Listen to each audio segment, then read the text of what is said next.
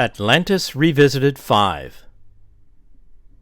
The Illustrated, Plato's Atlantis. First edition. Original posting, 14 August 2024.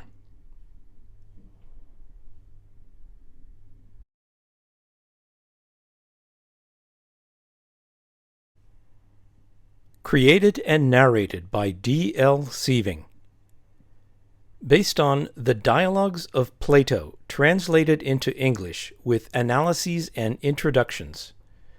By Benjamin Jowett, M.A., in 5 volumes, 3rd edition revised and corrected. Oxford University Press, 1892. As taken from the Project Gutenberg eBooks of Timaeus and Critias. Produced by Sue Asher and David Widger, December 1998.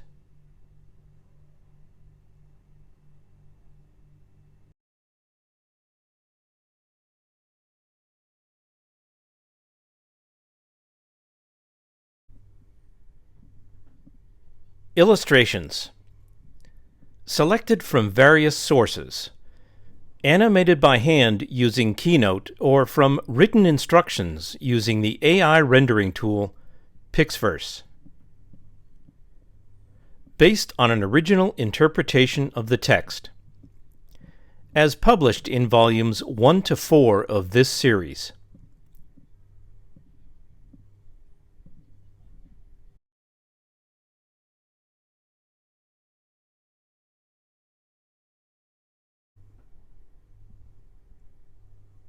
Orientation.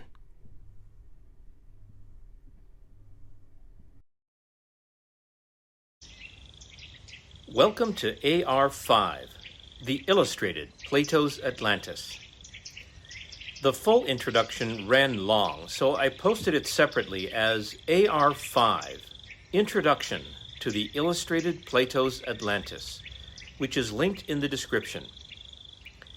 Everyone watching this volume should first watch the introduction at least once, as it addresses many questions that I fully expect you to ask yourself as you allow Plato and the animated diagrams and the AI rendering tool I used to depict his narrative to carry you forward on his mysterious antediluvian adventure. You'll be seeing me again at the end of this video when we think about how to process this story, what to do next, and about how to benefit from the cautionary tale it conveys.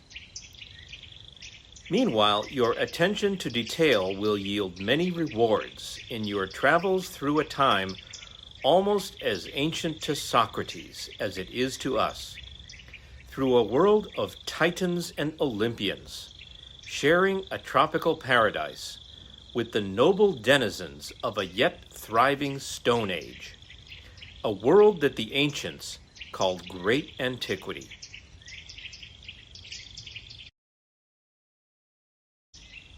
The march of human ages is not demarcated, after all, by sharp global transitions, but by the emergence of new cultures from the midst of old.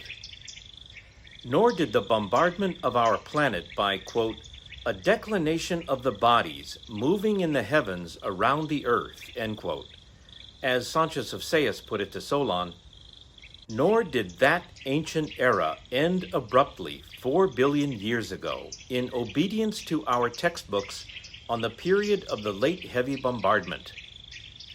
It tapers off over long geologic ages and never really stops. It's time to wake up.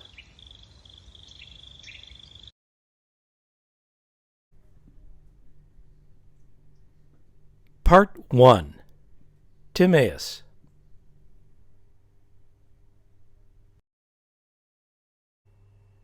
Critias. Then listen, Socrates, to a tale which, though strange, is certainly true, having been attested by Solon, who was the wisest of the 7 sages. He was a relative and a dear friend of my great-grandfather Dropides, as he himself says in many passages of his poems. and he told the story to Critias, my grandfather, who remembered and repeated it to us. There were of old, he said, great and marvelous actions of the Athenian city, which have passed into oblivion through lapse of time and the destruction of mankind, and one in particular greater than all the rest. This we will now rehearse. It will be a fitting monument of our gratitude to you and a hymn of praise, true and worthy of the goddess on this, her day of festival.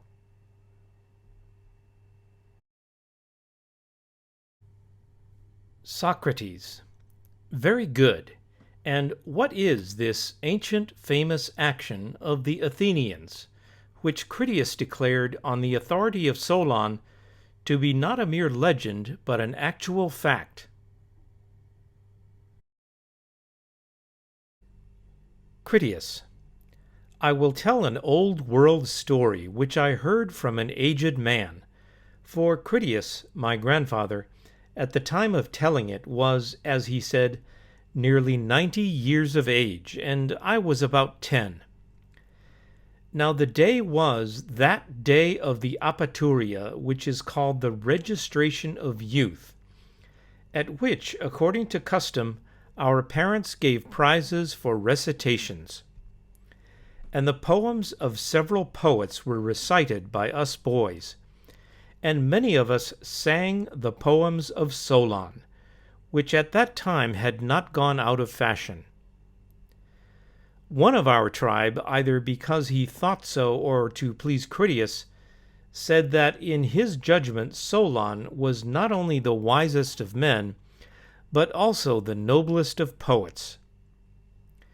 The old man, my grandfather, as I very well remember, brightened up at hearing this, and said, smiling, "Yes, Aminander, if Solon had only, like other poets, made poetry the business of his life, and had completed the tale which he brought with him from Egypt, and had not been compelled by reason of the factions and troubles which he found stirring in his own country when he came home, to attend to other matters, in my opinion he would have been as famous as Homer or Hesiod, or any poet."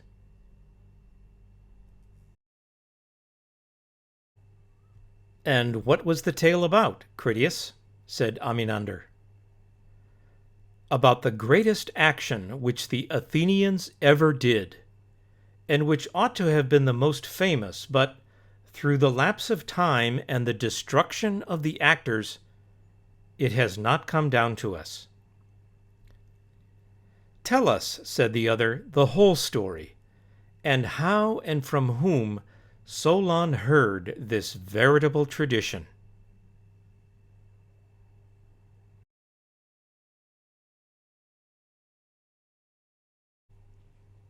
Critias the elder replied, "In the Egyptian delta, at the head of which the river Nile divides, there is a certain district which is called the district of Sais, and the great city of the district is also called Sais, and is the city from which King Amasis came. The citizens have a deity for their foundress. She is called in the Egyptian tongue Neith, and is asserted by them to be the same whom the Hellenes call Athene. They are great lovers of the Athenians, and say that they are in some way related to them.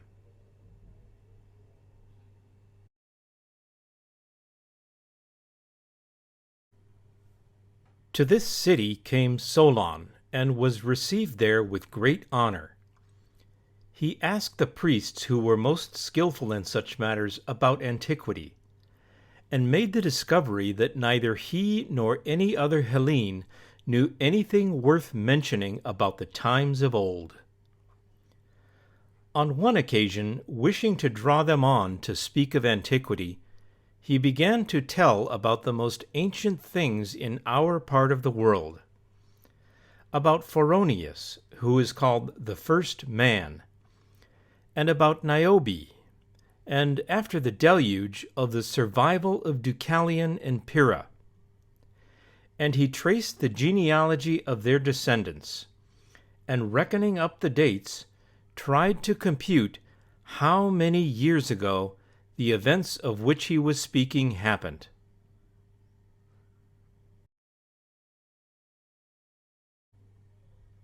Thereupon one of the priests, who was of a very great age, said, "O Solon, Solon, you Hellenes are never anything but children, and there is not an old man among you." Solon in return asked him what he meant. "I mean to say," he replied, "that in mind you are all young. There is no old opinion handed down among you by ancient tradition, nor any science which is hoary with age, and I will tell you why.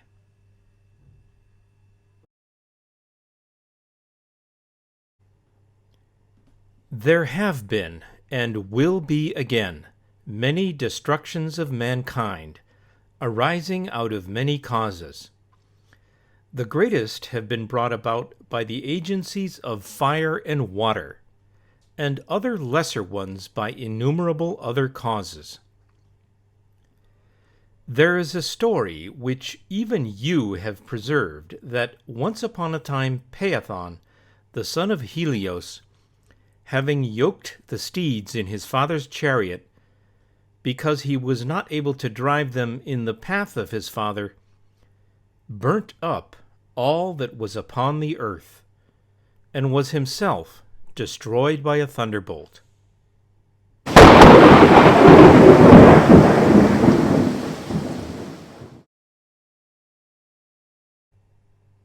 Now, this has the form of a myth, but really signifies a declination of the bodies, moving in the heavens around the earth, and a great conflagration of things upon the earth, which recurs after long intervals. At such times, those who live upon the mountains and in dry and lofty places are more liable to destruction than those who dwell by rivers or on the seashore. And from this calamity the Nile, who is our never-failing Savior, delivers and preserves us.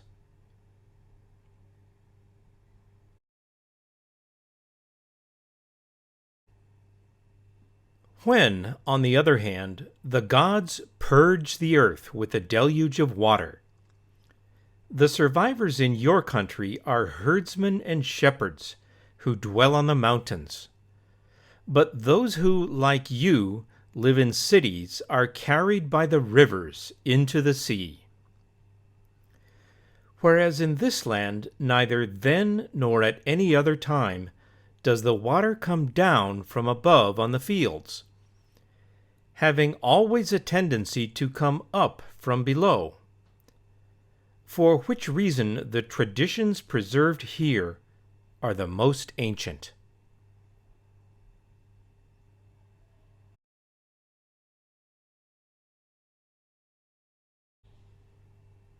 The fact is that wherever the extremity of winter frost or of summer sun does not prevent, mankind exist, sometimes in greater, sometimes in lesser numbers. And whatever happened either in your country or in ours, or in any other region of which we are informed, if there were any actions noble or great, or in any other way remarkable, they have all been written down by us of old, and are preserved in our temples.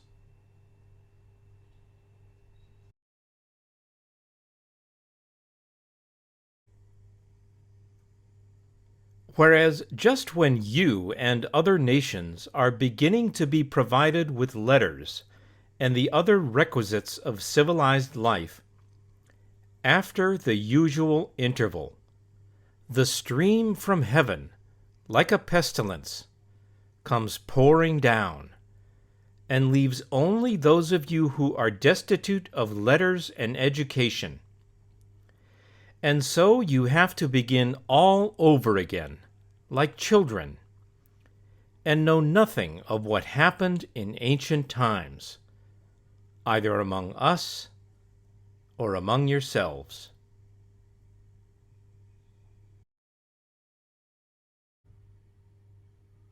As for those genealogies of yours which you just now recounted to us, Solon, they are no better than the tales of children. In the first place, you remember a single deluge only, but there were many previous ones. In the next place, you do not know that there formerly dwelt in your land the fairest and noblest race of men which ever lived, and that you and your whole city are descended from a small seed or remnant of them which survived. And this was unknown to you, because for many generations the survivors of that destruction died, leaving no written record.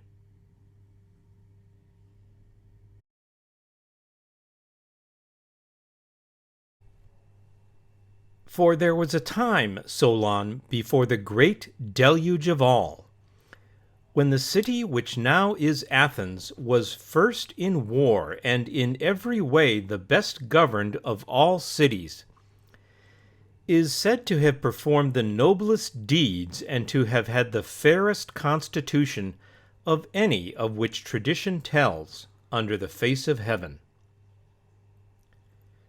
Solon marveled at his words and earnestly requested the priests to inform him exactly and in order about these former citizens. "You are welcome to hear about them, Solon," said the priest, "both for your own sake and for that of your city, and above all, for the sake of the goddess, who is the common patron and parent and educator of both our cities."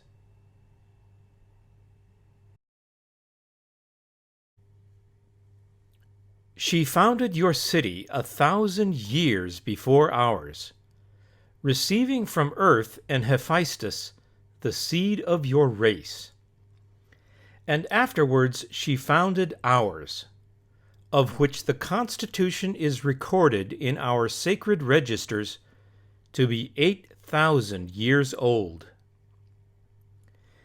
As touching your citizens of 9,000 years ago, I will briefly inform you of their laws and of their most famous action. The exact particulars of the whole we will hereafter go through at our leisure in the sacred registers themselves.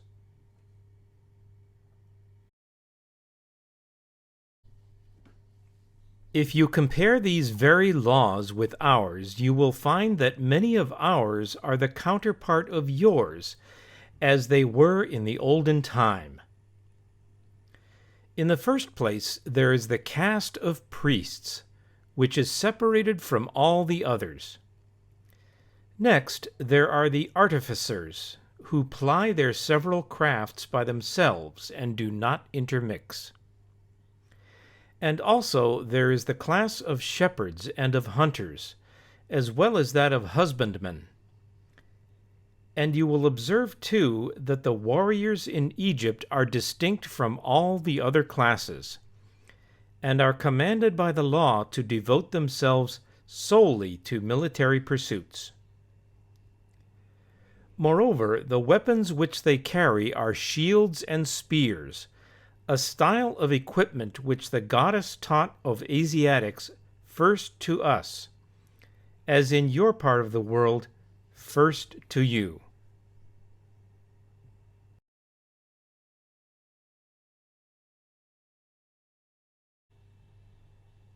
Then as to wisdom, do you observe how our law from the very first made a study of the whole order of things, extending even to prophecy and medicine which gives health, out of these divine elements deriving what was needful for human life, and adding every sort of knowledge which was akin to them? all this order and arrangement the goddess first imparted to you when establishing your city. And she chose the spot of earth in which you were born, because she saw that the happy temperament of the seasons in that land would produce the wisest of men.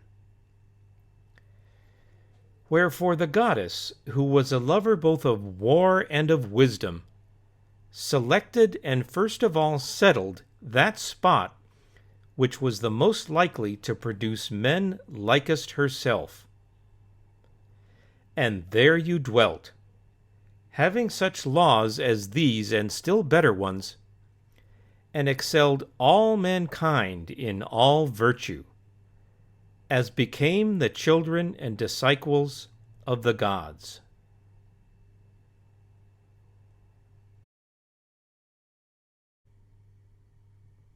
Many great and wonderful deeds are recorded of your state in our histories, but one of them exceeds all the rest in greatness and valor.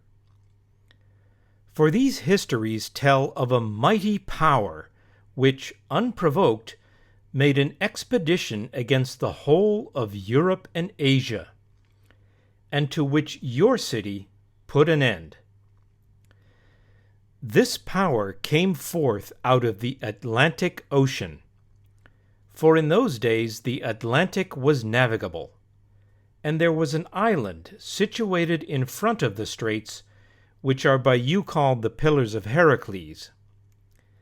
The island was larger than Libya and Asia put together, and was the way to other islands. And from these you might pass to the whole of the opposite continent, which surrounded the true ocean. For this sea which is within the Straits of Heracles is only a harbor, having a narrow entrance. But that other is a real sea, and the surrounding land may be most truly called a boundless continent.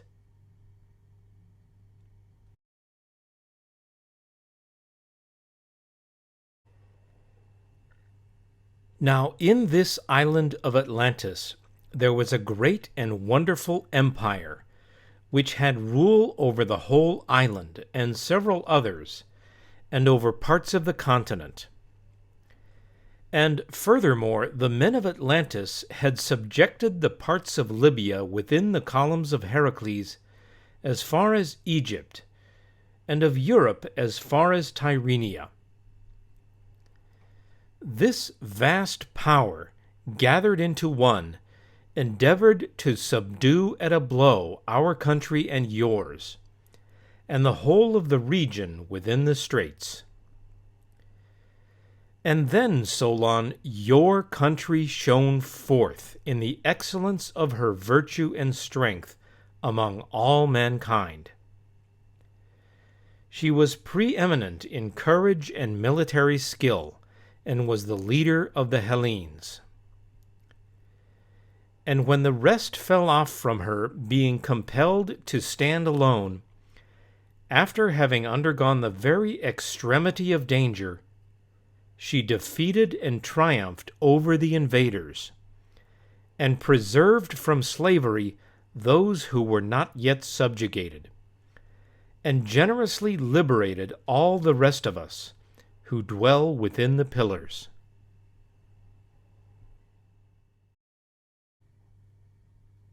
But afterwards there occurred violent earthquakes and floods, and in a single day and night of misfortune, all your warlike men in a body sank into the earth, and the island of Atlantis in like manner disappeared in the depths of the sea. For which reason the sea in those parts is impassable and impenetrable, because there is a shoal of mud in the way, and this was caused by the subsidence of the island.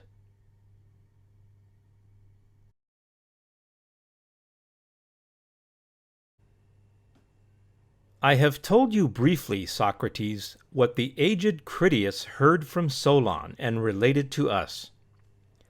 And when you were speaking yesterday about your city and citizens, the tale which I have just been repeating to you came into my mind. And I remarked with astonishment how, by some mysterious coincidence, you agreed in almost every particular with the narrative of Solon. But I did not like to speak at the moment, for a long time had elapsed, and I had forgotten too much. I thought that I must first of all run over the narrative in my own mind, and then I would speak. And so I readily assented to your request yesterday, considering that in all such cases the chief difficulty is to find a tale suitable to our purpose, and that with such a tale we should be fairly well provided.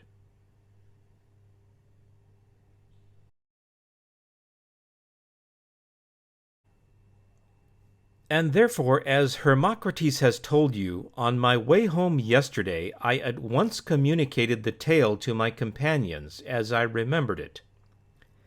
And after I left them during the night by thinking, I recovered nearly the whole of it. Truly, as is often said, the lessons of our childhood make a wonderful impression on our memories. For I am not sure that I could remember all the discourse of yesterday, but I should be much surprised if I forgot any of these things which I have heard very long ago. I listened at the time with childlike interest to the old man's narrative. He was very ready to teach me, and I asked him again and again to repeat his words, so that like an indelible picture they were branded into my mind. As soon as the day broke, I rehearsed them as he spoke them to my companions, that they, as well as myself, might have something to say.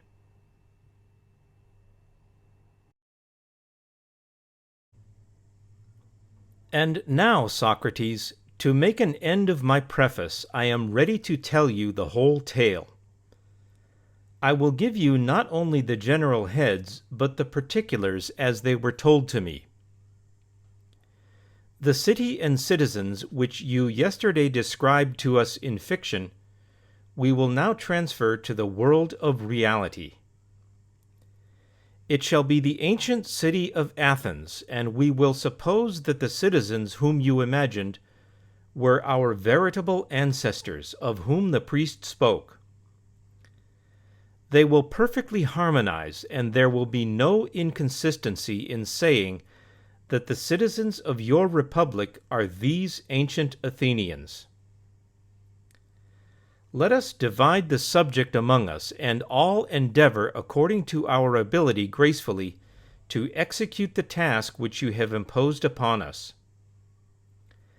Consider then, Socrates, if this narrative is suited to the purpose, or whether we should seek for some other instead.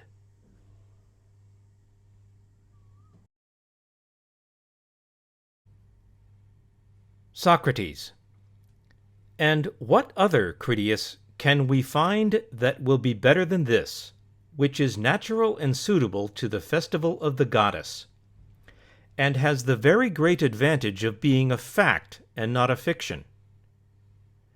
How or where shall we find another if we abandon this? We cannot, and therefore you must tell the tale, and good luck to you. And I, in return for my yesterday's discourse, will now rest and be a listener.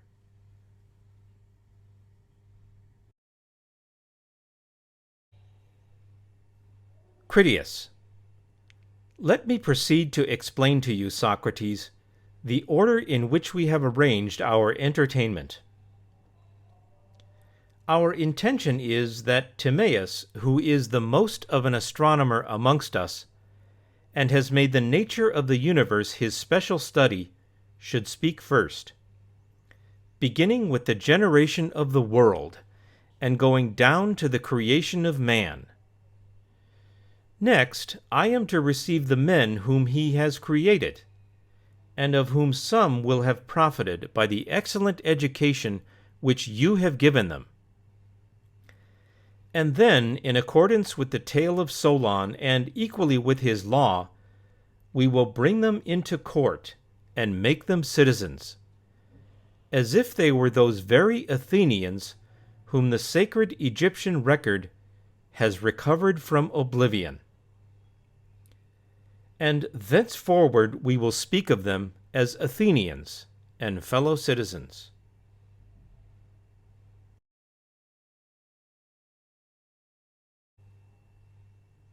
Socrates: I see that I shall receive in my turn a perfect and splendid feast of reason.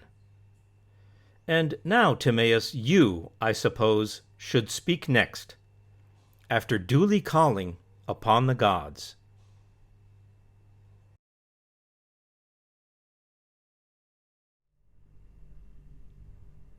Part 2. Critias. Persons of the dialogue: Critias, Hermocrates, Timaeus, and Socrates.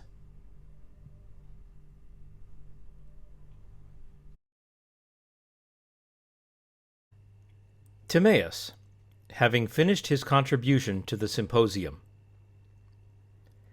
How thankful I am, Socrates, that I have arrived at last, and, like a weary traveler after a long journey, may be at rest. And I pray the being who always was of old and has now been by me revealed, to grant that my words may endure insofar as they have been spoken truly and acceptably to him. But if unintentionally I have said anything wrong, I pray that he will impose upon me a just retribution. And the just retribution of him who errs is that he should be set right. Wishing then to speak truly in future concerning the generation of the gods, I pray him to give me knowledge, which of all medicines is the most perfect and best. And now, having offered my prayer, I deliver up the argument to Critias, who is to speak next, according to our arrangement.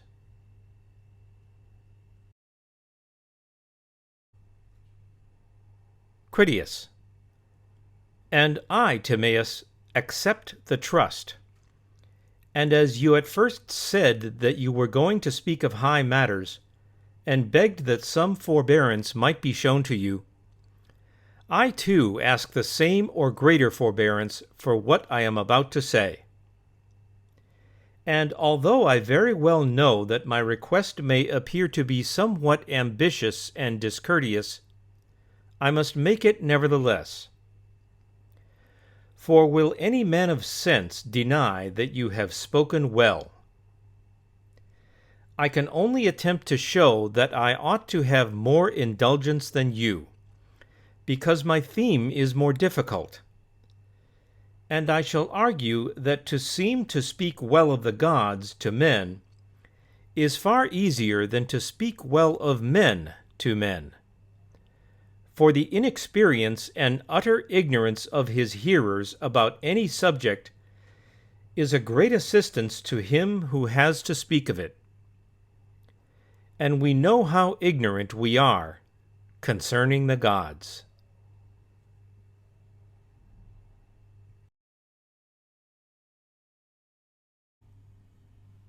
But I should like to make my meaning clearer if you will follow me.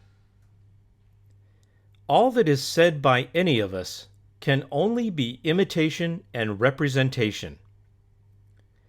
For if we consider the likenesses which painters make of bodies divine and heavenly, and the different degrees of gratification with which the eye of the spectator receives them, we shall see that we are satisfied with the artist who is able in any degree to imitate the earth and its mountains, and the rivers, and the woods, and the universe, and the things that are and move therein. And further, that knowing nothing precise about such matters, we do not examine or analyze the painting. All that is required is a sort of indistinct and deceptive mode of shadowing them forth.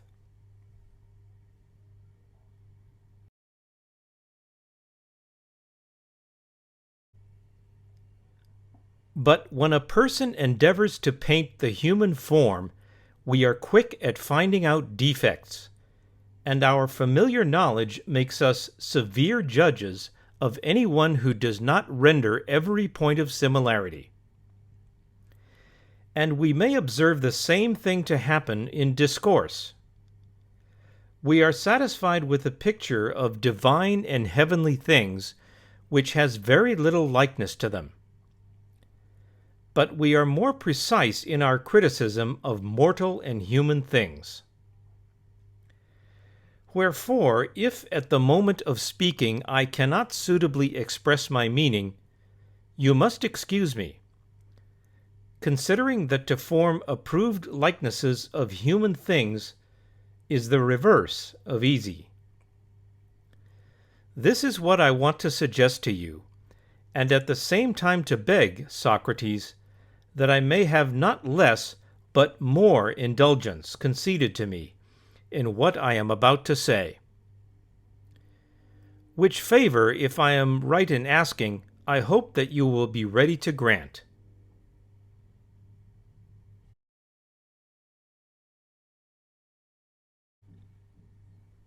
Socrates. Certainly, Critias, we will grant your request. And we will grant the same by anticipation to Hermocrates, as well as to you and Timaeus.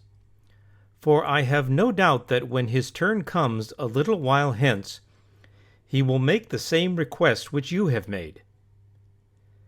In order, then, that he may provide himself with a fresh beginning, and not be compelled to say the same things over again, let him understand that the indulgence is already extended by anticipation to him. And now, friend Critias, I will announce to you the judgment of the theatre. They are of the opinion that the last performer was wonderfully successful, and that you will need a great deal of indulgence before you will be able to take his place.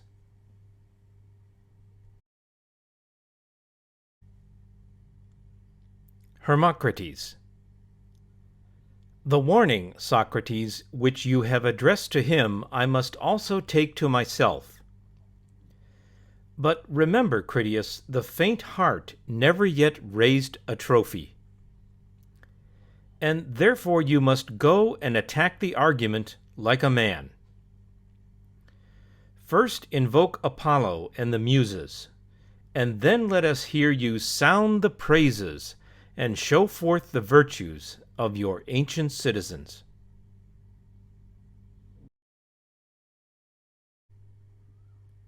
Critias. Friend Hermocrates, you, who are stationed last and have another in front of you, have not lost heart as yet. The gravity of the situation will soon be revealed to you. Meanwhile, I accept your exhortations and encouragements. But besides the gods and goddesses whom you have mentioned, I would specially invoke Mnemosyne. For all the important part of my discourse is dependent on her favor. And if I can recollect and recite enough of what was said by the priests and brought hither by Solon, I doubt not that I shall satisfy the requirements of this theatre. And now, making no more excuses, I will proceed.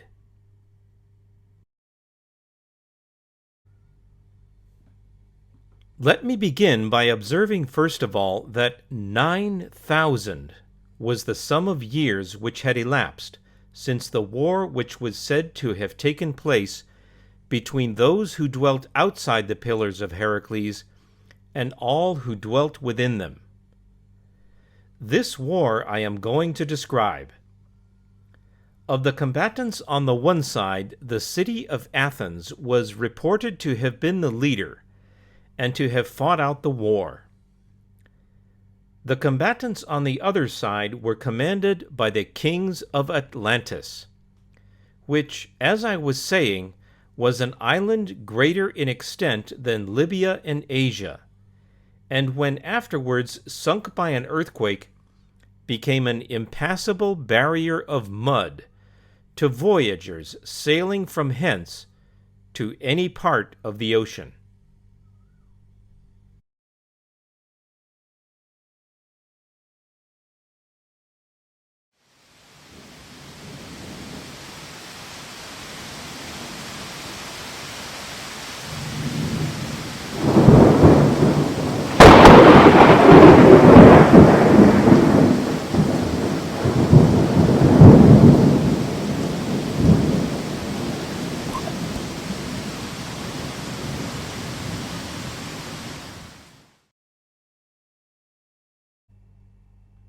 The progress of the history will unfold the various nations of barbarians and families of Hellenes which then existed, as they successively appear on the scene.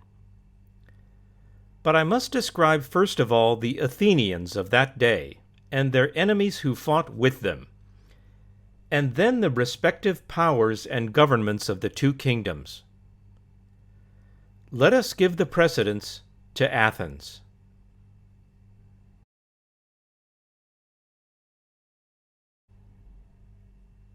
In the days of old, the gods had the whole earth distributed among them by allotment.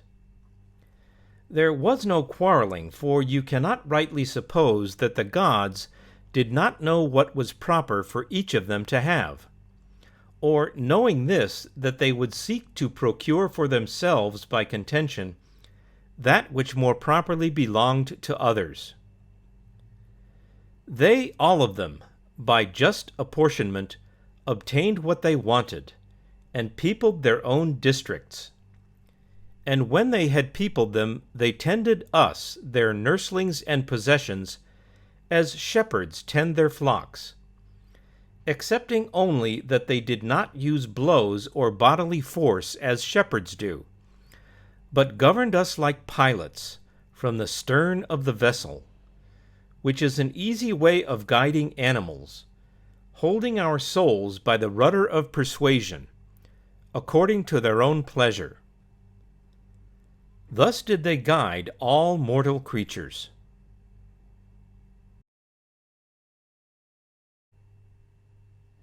Now different gods had their allotments in different places, which they set in order.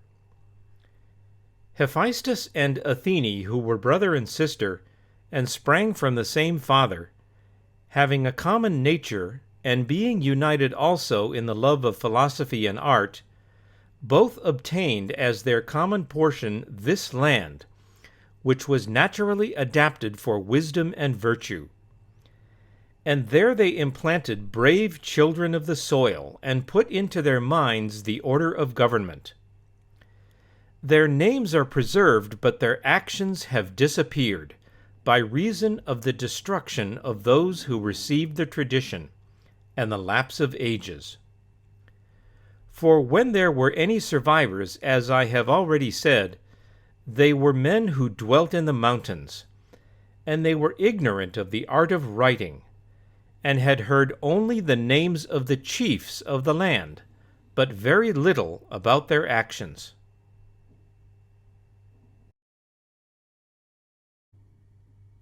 The names they were willing enough to give to their children, but the virtues and the laws of their predecessors they knew only by obscure traditions.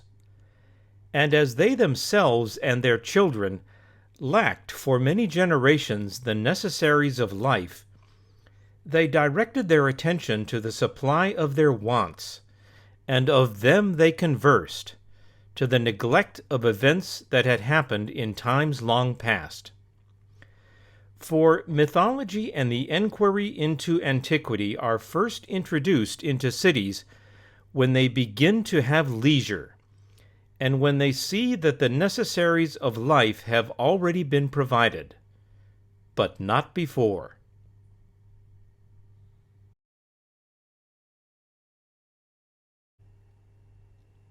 And this is the reason why the names of the ancients have been preserved to us, and not their actions. This I infer because Solon said that the priests, in their narrative of that war, mentioned most of the names which are recorded prior to the time of Theseus, such as Cecrops, and Erytheus, and Erythonius, and Erysichthon, and the names of the women in like manner.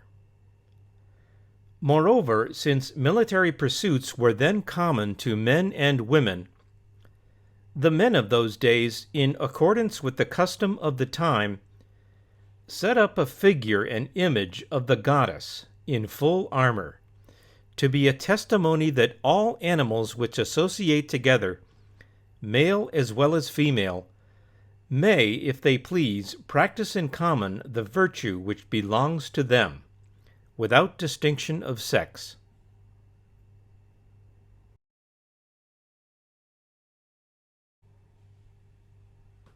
Now, the country was inhabited in those days by various classes of citizens. There were artisans and there were husbandmen, and there was also a warrior class originally set apart by divine men. The latter dwelt by themselves and had all things suitable for nurture and education. Neither had any of them anything of their own, but they regarded all that they had as common property.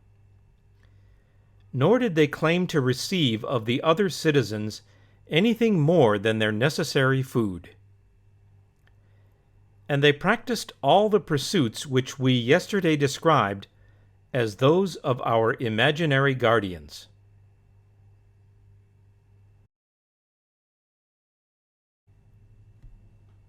Concerning the country, the Egyptian priests said what is not only probable but manifestly true, that the boundaries were in those days fixed by the isthmus, and that in the direction of the continent they extended as far as the heights of Cithaeron and Parnus. The boundary line came down in the direction of the sea, having the district of Oropus on the right, and with the river Asopus as the limit on the left.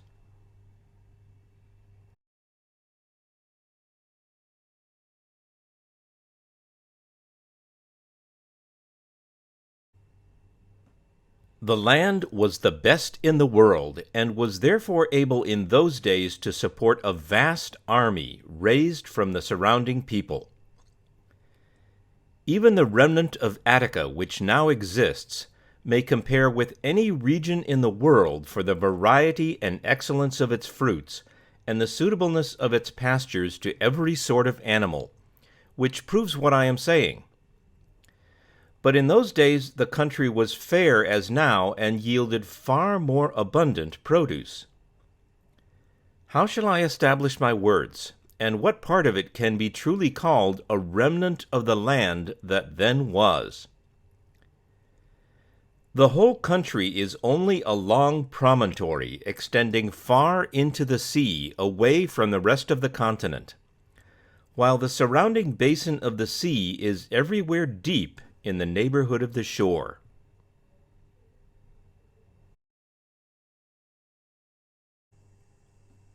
Many great deluges have taken place during the 9,000 years, for that is the number of years which have elapsed since the time of which I am speaking. And during all this time, and through so many changes, there has never been any considerable accumulation of the soil coming down from the mountains, as in other places. But the earth has fallen away all round and sunk out of sight. The consequence is that in comparison of what then was, there are remaining only the bones of the wasted body, as they may be called, as in the case of small islands, all the richer and softer parts of the soil having fallen away, and the mere skeleton of the land being left.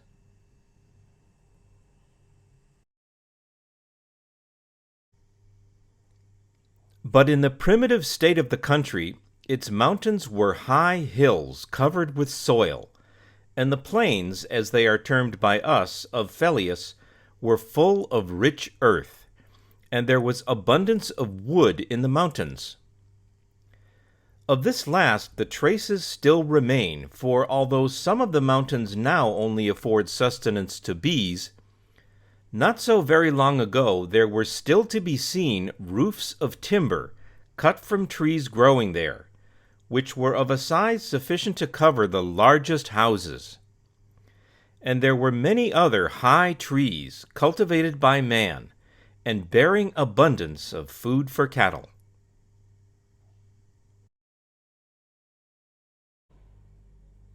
Moreover, the land reaped the benefit of the annual rainfall, not as now, losing the water which flows off the bare earth into the sea, but having an abundant supply in all places, and receiving it into herself and treasuring it up in the close clay soil. It led off into the hollows, the streams which it absorbed from the heights, providing everywhere abundant fountains and rivers, of which there may still be observed sacred memorials in places where fountains once existed.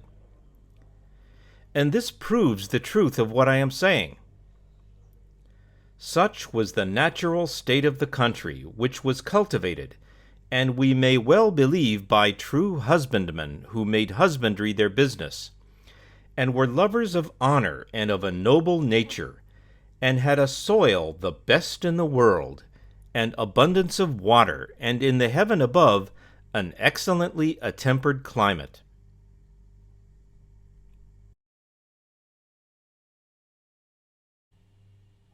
Now the city in those days was arranged on this wise. In the first place, the Acropolis was not as now.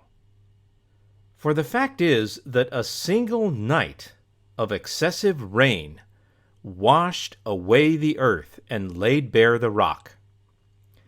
At the same time there were earthquakes, and then occurred the extraordinary inundation, which was the third before the great destruction of Deucalion. But in primitive times the hill of the Acropolis extended to the Eridanus and Ilissus, and included the Pnyx on one side and the Lycabettus as a boundary on the opposite side to the Pnyx, and was all well covered with soil, and level at the top except in one or two places.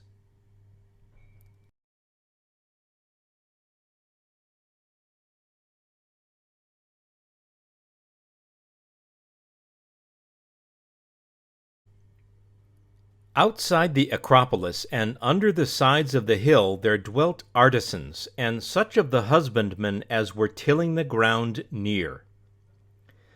The warrior class dwelt by themselves around the temples of Athene and Hephaestus at the summit, which moreover they had enclosed with a single fence, like the garden of a single house. On the north side they had dwellings in common, and had erected halls for dining in winter, and had all the buildings which they needed for their common life, besides temples, but there was no adorning of them with gold and silver, for they made no use of these for any purpose. They took a middle course between meanness and ostentation, and built modest houses in which they and their children's children grew old, and they handed them down to others who were like themselves, always the same.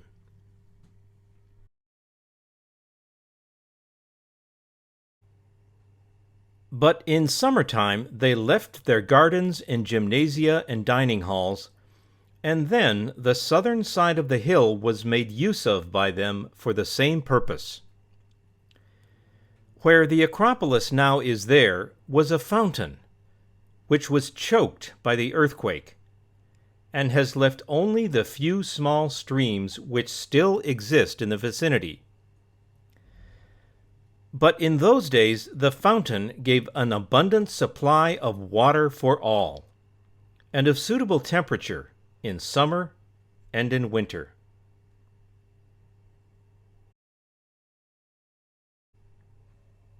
This is how they dwelt, being the guardians of their own citizens and the leaders of the Hellenes, who were their willing followers.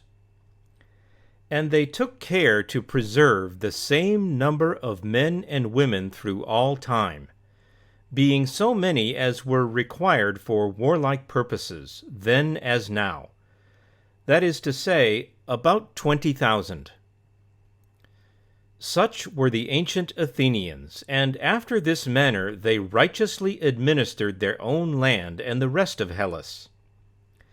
They were renowned all over Europe and Asia for the beauty of their persons, and for the many virtues of their souls. And of all men who lived in those days, they were the most illustrious.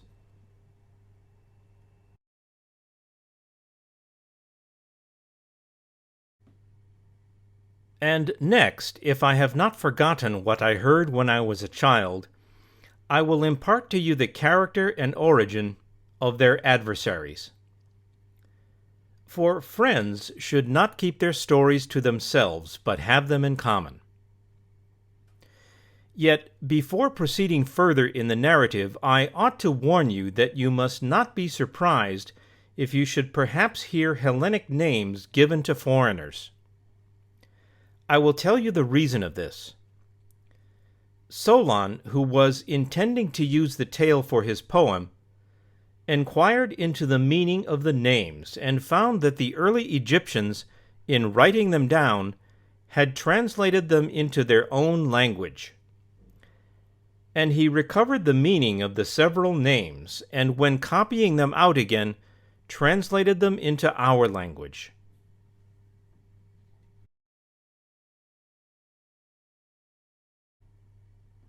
My great-grandfather Dropides had the original writing, which is still in my possession, and was carefully studied by me when I was a child.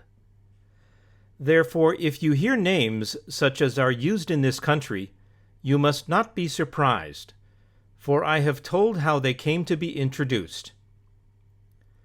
The tale, which was of great length, began as follows. I have before remarked in speaking of the allotments of the gods that they distributed the whole earth into portions differing in extent, and made for themselves temples and instituted sacrifices.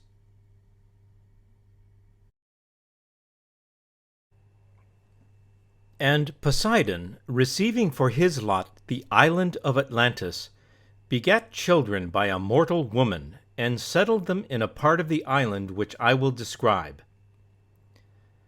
Looking towards the sea, but in the center of the whole island, there was a plain, which is said to have been the fairest of all plains, and very fertile. Near the plain again, and also in the center of the island at a distance of about 50 stadia, there was a mountain, not very high on any side. In this mountain there dwelt one of the earth-born primeval men of that country, whose name was Evenor. And he had a wife named Leucippe, and they had an only daughter who was called Cleito.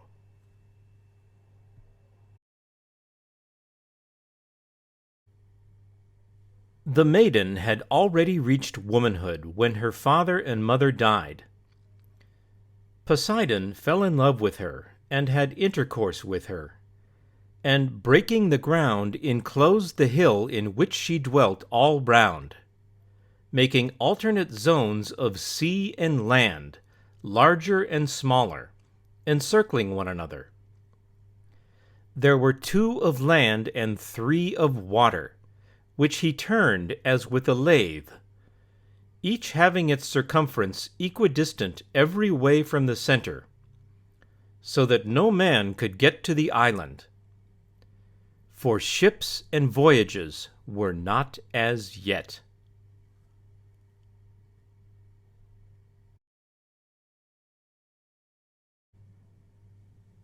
He himself, being a god, found no difficulty in making special arrangements for the center island, bringing up 2 springs of water from beneath the earth, one of warm water and the other of cold, and making every variety of food to spring up abundantly from the soil. He also begat and brought up 5 pairs of twin male children, and dividing the island of Atlantis into 10 portions, he gave to the firstborn of the eldest pair his mother's dwelling and the surrounding allotment, which was the largest and best, and made him king over the rest. The others he made princes, and gave them rule over many men and a large territory.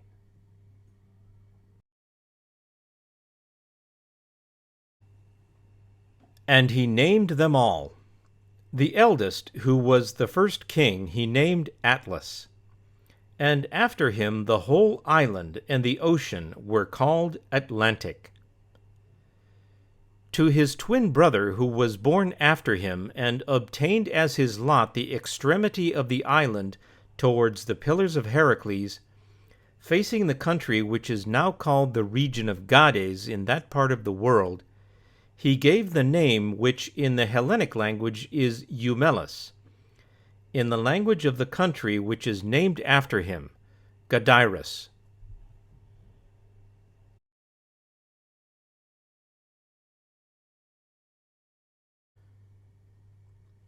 Of the second pair of twins he called one Ampheres, and the other Evemon.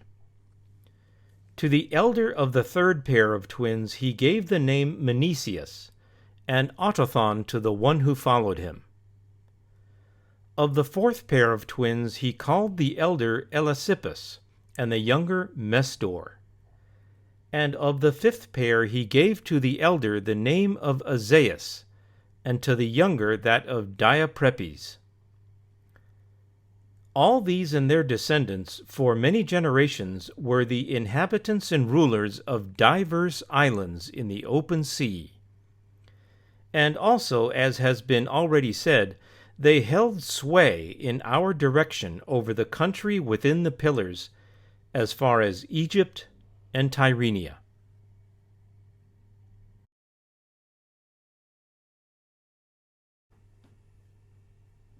Now Atlas had a numerous and honorable family, and they retained the kingdom, the eldest son handing it on to his eldest for many generations. And they had such an amount of wealth as was never before possessed by kings and potentates, and is not likely ever to be again. And they were furnished with everything which they needed, both in the city and country. For because of the greatness of their empire, many things were brought to them from foreign countries. And the island itself provided most of what was required by them for the uses of life.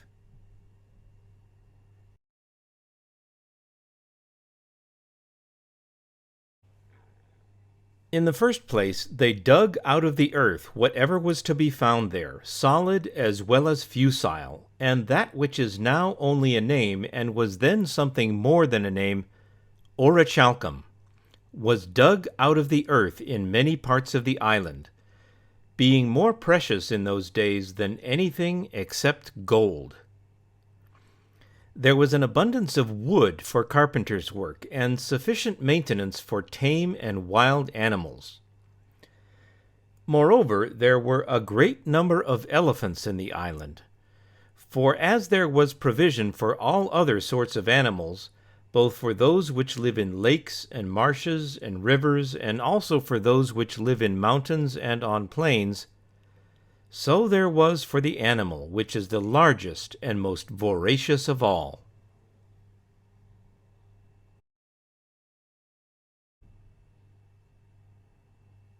Also, whatever fragrant things there now are in the earth, whether roots or herbage or woods, or essences which distill from fruit and flower, grew and thrived in that land. Also the fruit which admits of cultivation, both the dry sort which is given us for nourishment, and any other which we use for food. We call them all by the common name of pulse, and the fruits having a hard rind, affording drinks and meats and ointments, and good store of chestnuts and the like, which furnish pleasure and amusement, and are fruits which spoil with keeping, and the pleasant kinds of dessert with which we console ourselves after dinner when we are tired of eating. All these that sacred island, which then beheld the light of the sun, brought forth fair and wondrous, and in infinite abundance.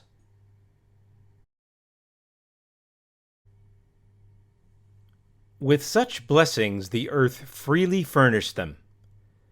Meanwhile they went on constructing their temples and palaces and harbors and docks. And they arranged the whole country in the following manner.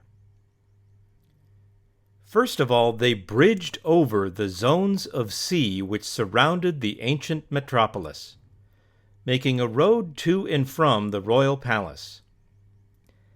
And at the very beginning they built the palace in the habitation of the god and of their ancestors, which they continued to ornament in successive generations, every king surpassing the one who went before him to the utmost of his power, until they made the building a marvel to behold for size and for beauty.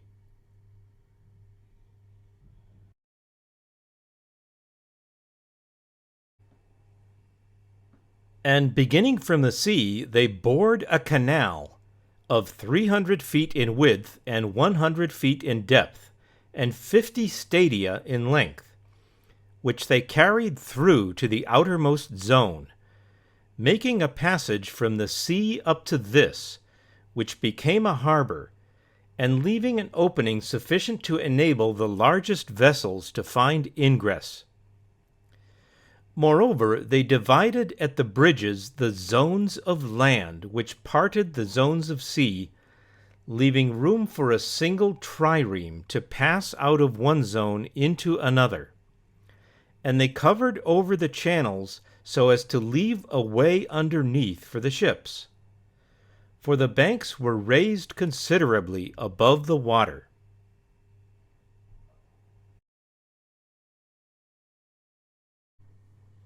Now the largest of the zones into which a passage was cut from the sea was 3 stadia in breadth, and the zone of land which came next of equal breadth. But the next 2 zones, the one of water, the other of land, were 2 stadia, and the one which surrounded the central island was a stadium only in width. The island in which the palace was situated had a diameter of 5 stadia.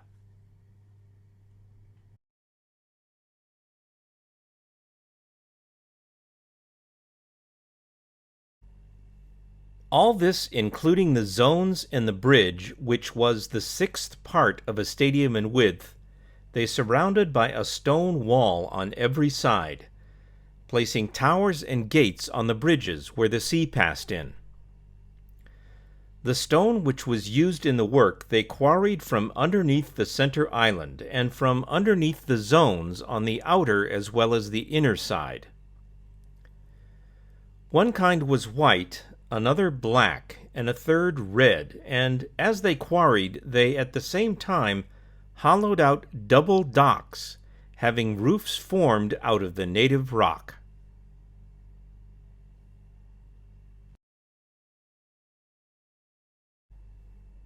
Some of their buildings were simple, but in others they put together different stones, varying the color to please the eye, and to be a natural source of delight.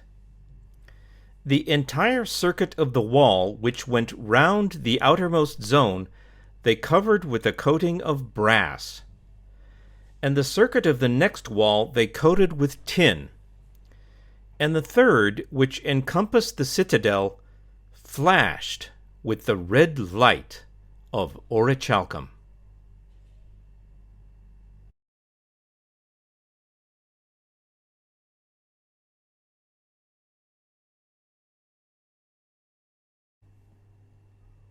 The palaces in the interior of the citadel were constructed on this wise. In the center was a holy temple dedicated to Cleito and Poseidon, which remained inaccessible, and was surrounded by an enclosure of gold. This was the spot where the family of the 10 princes first saw the light, and thither the people annually brought the fruits of the earth in their season, from all the 10 portions, to be an offering to each of the 10. Here was Poseidon's own temple, which was a stadium in length and half a stadium in width, and of a proportionate height, having a strange, barbaric appearance. All the outside of the temple, with the exception of the pinnacles, they covered with silver, and the pinnacles with gold.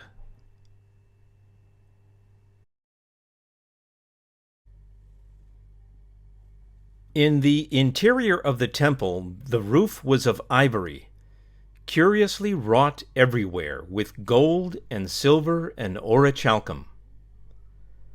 And all the other parts, the walls and pillars and floor, they coated with orichalcum. In the temple they placed statues of gold.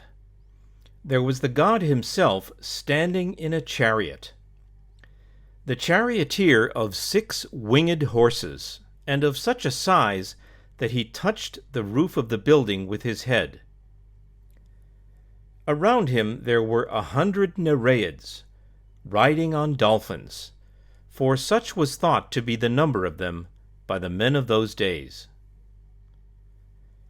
There were also in the interior of the temple other images, which had been dedicated by private persons.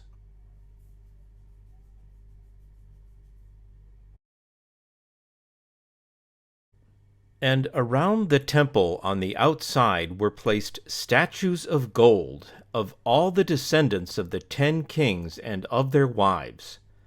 And there were many other great offerings of kings and of private persons, coming both from the city itself and from the foreign cities over which they held sway. There was an altar, too, which in size and workmanship corresponded to this magnificence. And the palaces in like manner answered to the greatness of the kingdom and the glory of the temple.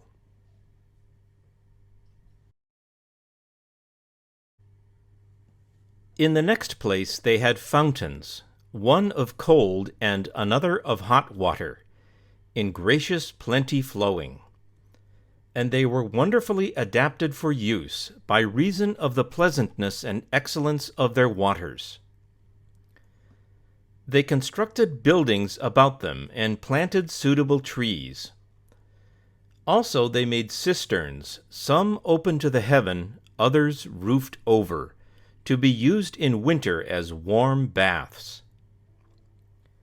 There were the king's baths and the baths of private persons, which were kept apart.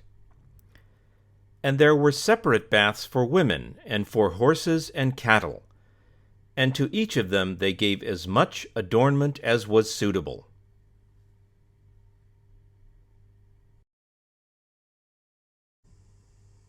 Of the water which ran off, they carried some to the grove of Poseidon, where were growing all manner of trees of wonderful height and beauty, owing to the excellence of the soil.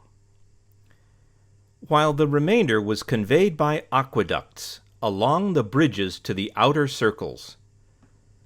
And there were many temples built and dedicated to many gods. Also gardens and places of exercise, some for men and others for horses, in both of the 2 islands formed by the zones. And in the center of the larger of the 2 there was set apart a racecourse of a stadium in width, and in length allowed to extend all round the island, for horses to race in.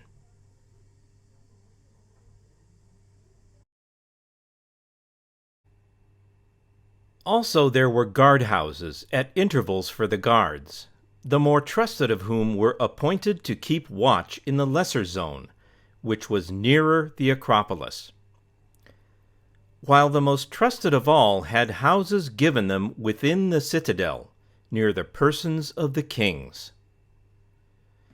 The docks were full of triremes and naval stores, and all things were quite ready for use. Enough of the plan of the royal palace.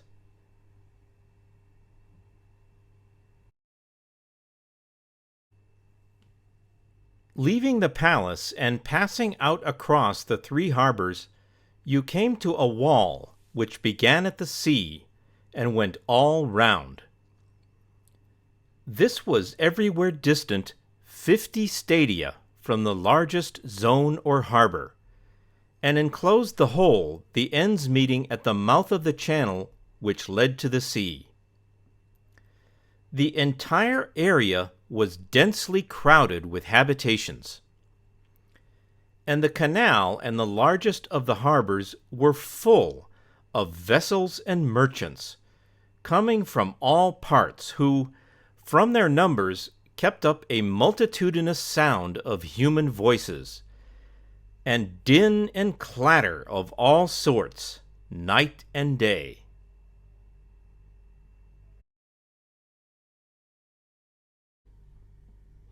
I have described the city and the environs of the ancient palace nearly in the words of Solon.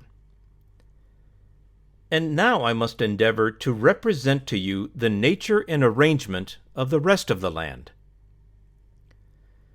The whole country was said by him to be very lofty and precipitous on the side of the sea.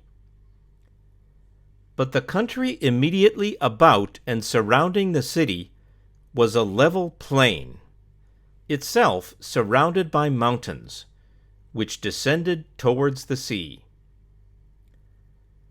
It was smooth and even, and of an oblong shape, extending in one direction 3,000 stadia. But across the center inland it was 2,000 stadia. This part of the island looked towards the south and was sheltered from the north.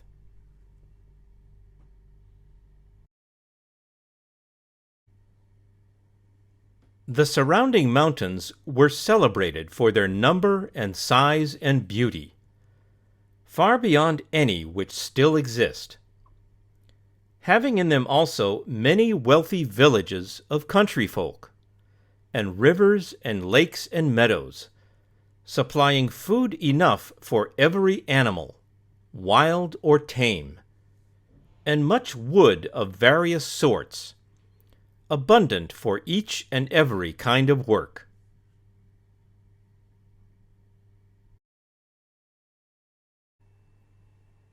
I will now describe the plain as it was fashioned by nature, and by the labors of many generations of kings through long ages. It was for the most part rectangular and oblong, and where falling out of the straight line followed the circular ditch. The depth and width and length of this ditch were incredible, and gave the impression that a work of such extent, in addition to so many others, could never have been artificial. Nevertheless, I must say what I was told. It was excavated to the depth of 100 feet, and its breadth was a stadium everywhere. It was carried round the whole of the plain, and was 10,000 stadia in length. It received the streams which came down from the mountains, and winding round the plain and meeting at the city, was there led off into the sea.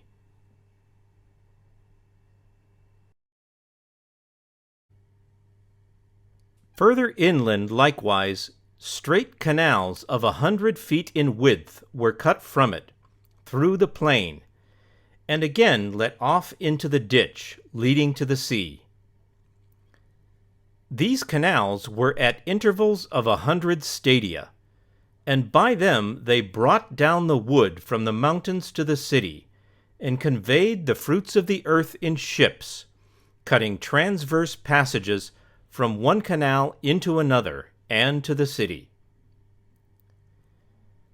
Twice in the year they gathered the fruits of the earth, in winter having the benefit of the rains of heaven, and in summer the water, which the land supplied, by introducing streams from the canals.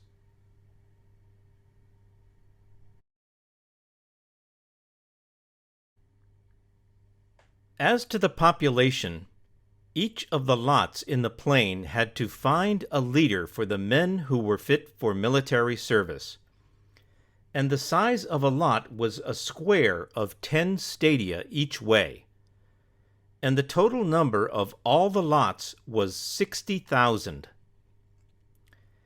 And of the inhabitants of the mountains and of the rest of the country, there was also a vast multitude, which was distributed among the lots and had leaders assigned to them according to their districts and villages. The leader was required to furnish for the war the 6th portion of a war chariot, so as to make up a total of 10,000 chariots. Also 2 horses and riders for them, and a pair of chariot horses without a seat, accompanied by a horseman who could fight on foot, carrying a small shield, and having a charioteer who stood behind the men-at-arms to guide the 2 horses. Also he was bound to furnish 2 heavy-armed soldiers, 2 archers, 2 slingers, 3 stone-shooters, and 3 javelin men, who were light-armed, and 4 sailors to make up the complement of 1,200 ships.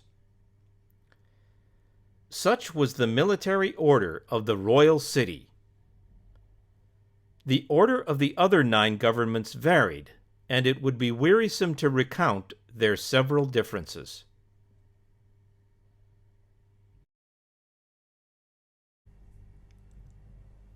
As to offices and honors, the following was the arrangement from the first. Each of the 10 kings in his own division and in his own city had the absolute control of the citizens, and in most cases of the laws, punishing and slaying whomsoever he would. Now the order of precedence among them and their mutual relations were regulated by the commands of Poseidon, which the law had handed down. These were inscribed by the first kings on a pillar of orichalcum, which was situated in the middle of the island, at the temple of Poseidon, whither the kings were gathered together every 5th and every 6th year alternately, thus giving equal honor to the odd and to the even number. And when they were gathered together, they consulted about their common interests, and inquired if anyone had transgressed in anything, and passed judgment. And before they passed judgment, they gave their pledges to one another, on this wise.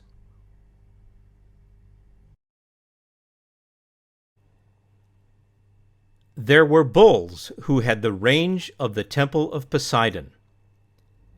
And the 10 kings, being left alone in the temple, after they had offered prayers to the god that they might capture the victim which was acceptable to him, hunted the bulls without weapons, but with staves and nooses.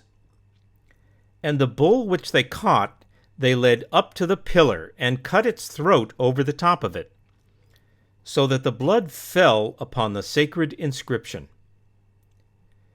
Now on the pillar, besides the laws, there was inscribed an oath, invoking mighty curses on the disobedient.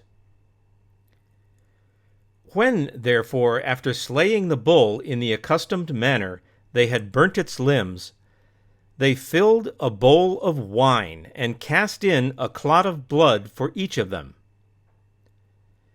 The rest of the victim they put in the fire, after having purified the column all round.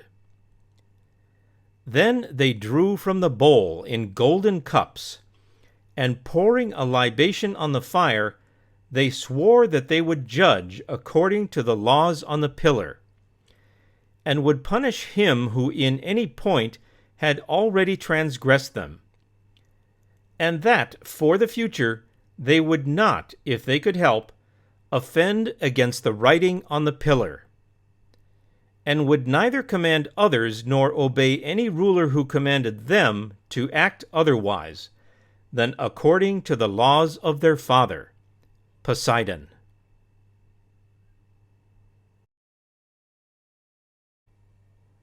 This was the prayer which each of them offered up for himself and for his descendants, at the same time drinking and dedicating the cup out of which he drank in the temple of the god.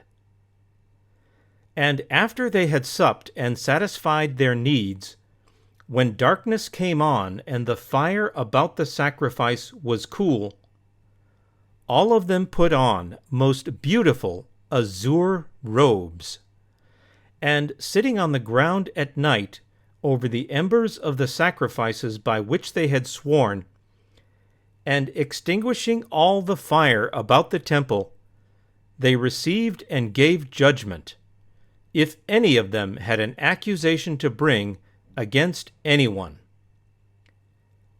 And when they had given judgment, at daybreak, they wrote down their sentences on a golden tablet, and dedicated it together with their robes to be a memorial.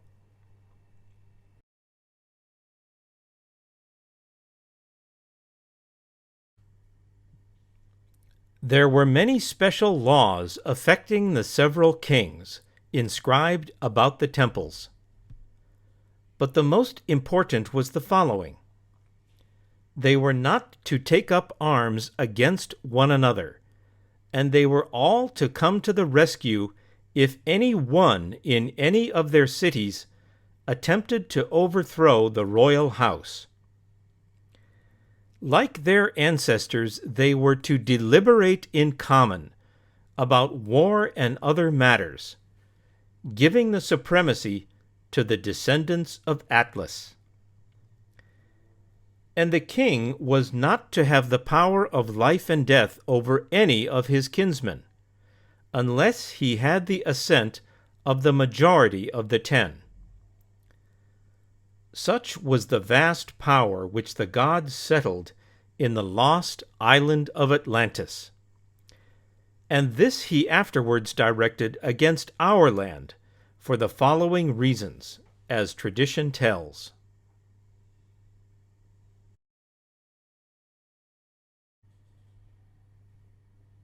For many generations, as long as the divine nature lasted in them, they were obedient to the laws, and well affectioned towards the god whose seed they were. For they possessed true and in every way great spirits, uniting gentleness with wisdom in the various chances of life, and in their intercourse with one another. They despised everything but virtue, caring little for their present state of life, and thinking lightly of the possession of gold and other property, which seemed only a burden to them. Neither were they intoxicated by luxury, nor did wealth deprive them of their self-control. But they were sober, and saw clearly that all these goods are increased by virtue and friendship with one another. Whereas by too great regard and respect for them, they are lost, and friendship with them.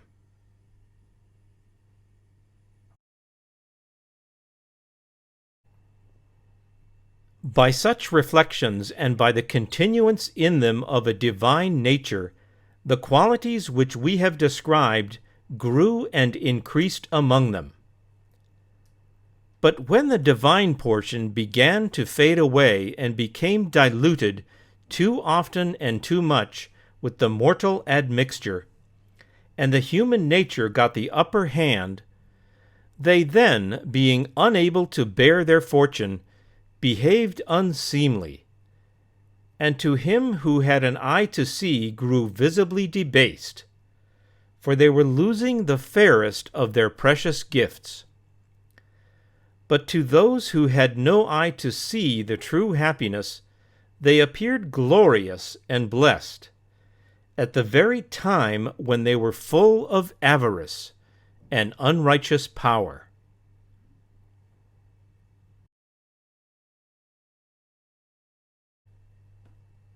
Zeus, the god of gods, who rules according to law and is able to see into such things, perceiving that an honorable race was in a woeful plight, and wanting to inflict punishment on them, that they might be chastened and improve, collected all the gods into their most holy habitation, which, being placed in the center of the world, beholds all created things. And when he had called them together, he spake as follows.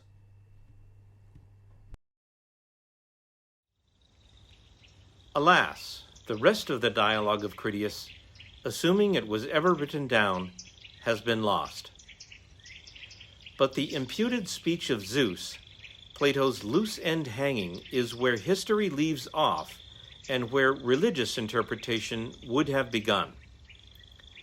Its omission, therefore, is of little or no historical value, being of interest mainly for any additional insights it may have provided into how the ancients interpreted the matter of Atlantis and of its destruction. Plato was much smarter than he needed to be to have realized at this point that a calamity meted out to both sides in a conflict just doesn't quite work as a morality lesson on the hubris of nations. He stuck to details so intricate, so unlikely, and so inexplicably congruent with the profile of an oceanic bolide strike as they are understood today, as to have left us no conclusive basis upon which to believe that it was ever his intention to do more, or indeed less, than to record this account for posterity.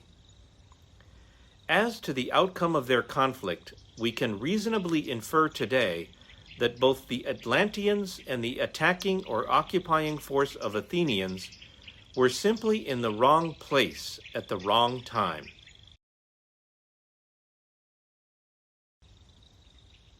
As detailed in previous volumes, the preponderance of evidence, both clear and present today, and in what Plato conveyed to us, is that an oceanic bolide strike, coincident and possibly connected with the onset of the Younger Dryas meltwater pulse 1b, settled the argument for Atlantean citizen and Athenian warrior alike.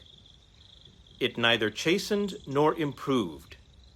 Leaving few survivors, it chose no favorites. Plato the academician, taking the astronomical interpretation of the Egyptian priest to heart, must have realized this and left out the weighty speech of Zeus on purpose. The political spin of the story imparted by Critias, after all, which was clearly intended to congratulate Socrates on his depiction the previous day of an ideal society, breaks down when both sides in the conflict are destroyed. I'd get writer's block too in that situation.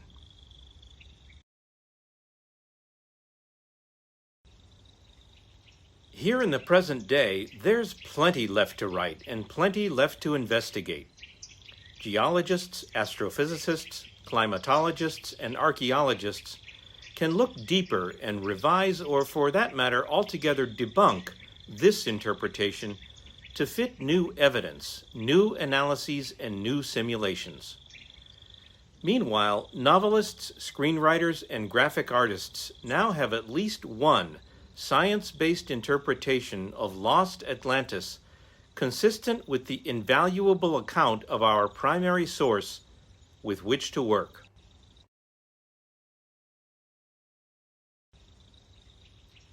I hope that artists, writers, and other content creators will avail themselves of this new universe of understanding in creating new, serious content in many forms, be it about Atlantis proper, the Atlantean people, the story as told from the Atlantean perspective, or even just a period piece with the Atlantis story running its courses in the background.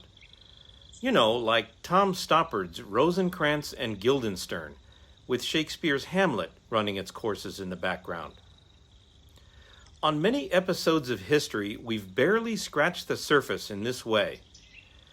Now, this largely untapped universe of discourse has expanded into deep time and opened the floodgates for anyone wishing to dive in with new and original takes on these long past events in what the ancients knew as great antiquity.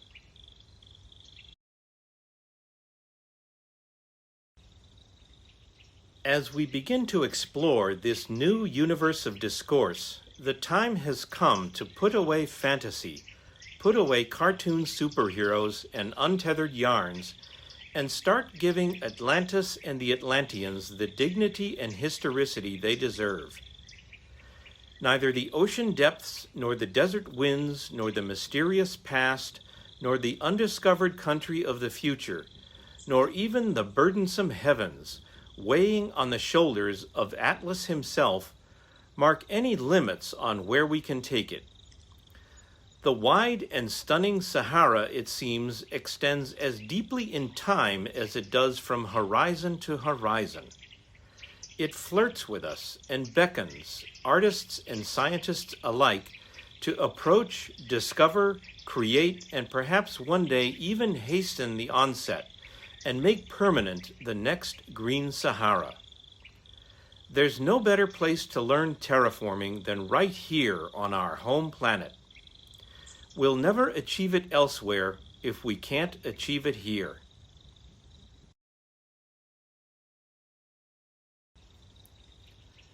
An artificial green Sahara would save the Imashegen, the real-life Fremen of the Sahara Desert, and with little doubt the surviving remnant of the Atlanteans, about 14,000 years of waiting for the next green Sahara to find its way around the zodiac wheel.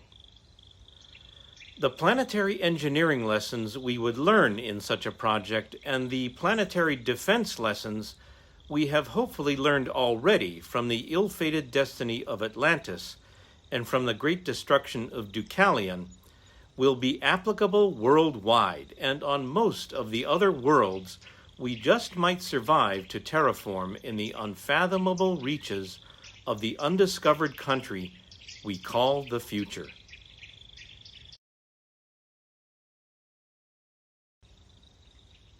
On a final note, let's remind ourselves that in planetary defense, as in national defense, readiness is the first and key objective, not detection, not cataloging, and not a detailed understanding of threat objects.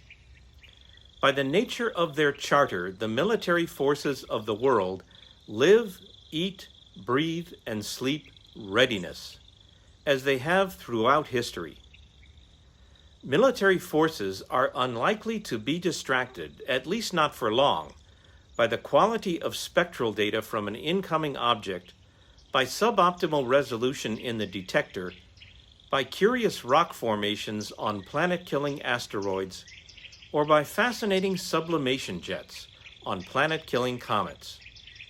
It is and always has been the nature of their charter to keep the big picture in mind and to not be led astray or lulled asleep by the heat of the noonday sun, by the soft light of the midnight moon, or by the beckoning sound of sirens on a calm night at sea. It is the gift of their profession to see and hear all of these things, yet not be led astray of their lofty mission by any of them.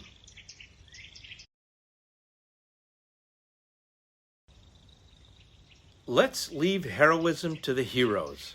Make the military forces of the world the masters and commanders of planetary defense, institute the Planetary Defense Olympic Games, and do whatever we can to assist each our own team. As they've always done in national defense, the military forces can always come knocking on academic doors for advice and collaboration. But to minimize risk under any circumstances, all this expertise and advice must resolve at all times into proactive planning, logistics, and action. In some cases, immediate action, but in most cases, just clear steps in a vacuum, in anticipation of events that no one alive today, nor in recent memory, has ever experienced. Planning, logistics, and action are the bread and butter of military forces. Readiness, as constantly reviewed and strengthened, has always been a qualitative metric, and response time always a quantitative metric.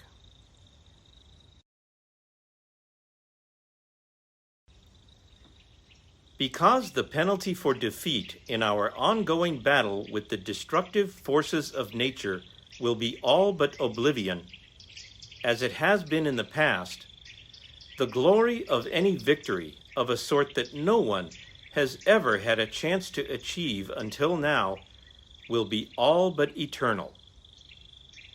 In the space age, every spacefaring nation gets a chance at the eternal glory of threat object deflection.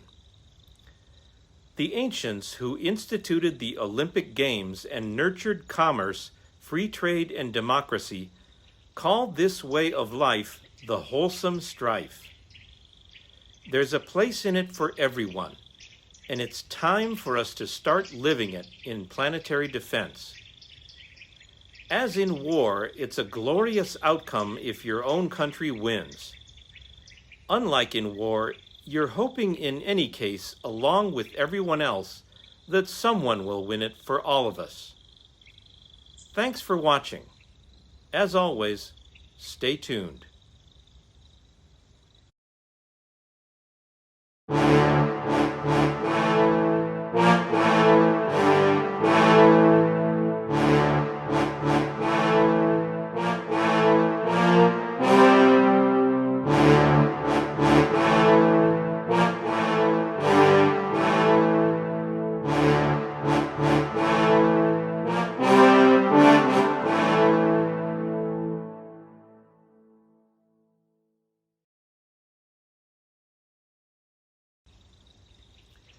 Postscript. I picked up on something interesting that I was too busy to bother with in previous volumes. Play the clip. First of all, they bridged over the zones of sea which surrounded the ancient metropolis. Notice the word usage here. Sanchez of Sais, or Critias if you prefer, or Plato for that matter, call the concentric ring moats surrounding the citadel of Atlantis zones of sea. So what, you ask?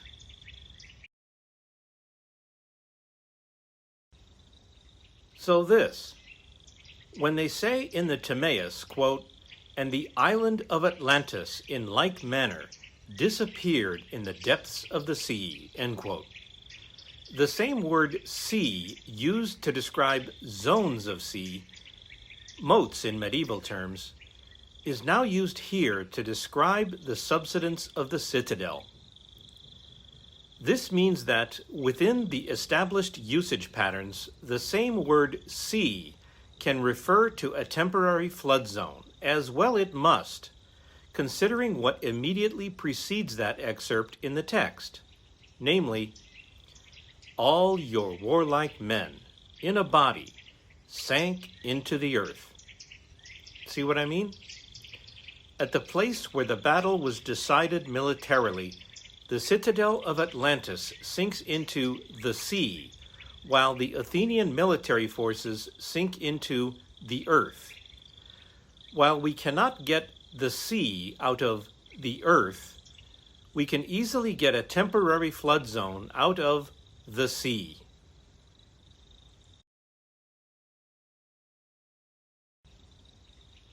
Surely in any context in which a moat can be called a sea, a much larger temporary flood zone at the same location can also be called a sea. This also resolves the ambiguity created in the Critias when the navigable access channel is conflated with the Atlantic Ocean it led to, in describing the layout of the moats, quote, "the ends meeting at the mouth of the channel which led to the sea," end quote, and of the aqueous natural resources transport channel which, quote, "winding round the plain and meeting at the city, was there led off into the sea," end quote.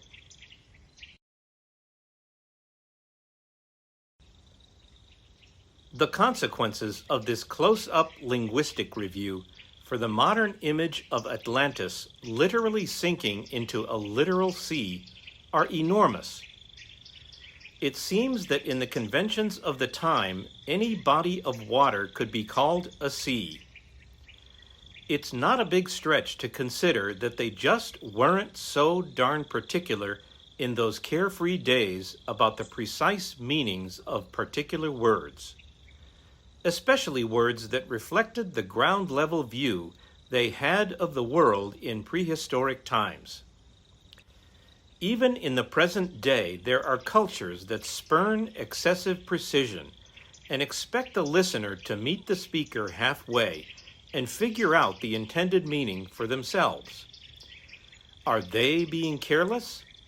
Or are we just being dullards?